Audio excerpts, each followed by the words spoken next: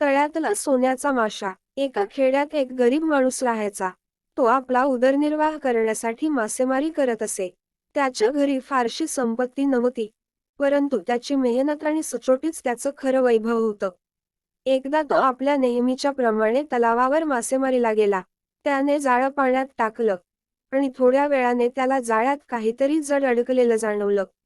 उत्सुकतेने जाळं ओढलं, तर त्याला दिसलं की एका सुंदर सोन्याच्या रंगाचा माशा त्याच्या जाळ्यात अडकला होता.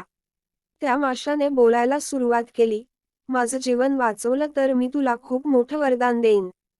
गरीब माणूस प्रथम चकित झाला, पण त्याला माशाची दयनीय अवस्था पाहून त्याने तो माशा परत पाण्यात सोडून दिला.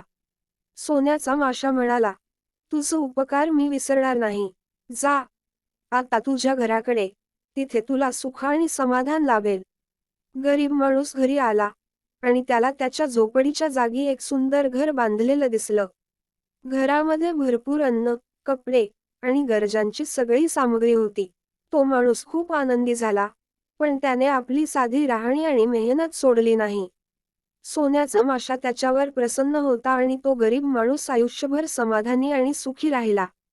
कथा सांगते की चांगुलपणा आणि दयाळूपणा माणसाला खऱ्या अर्थाने श्रीमंत बनवतं.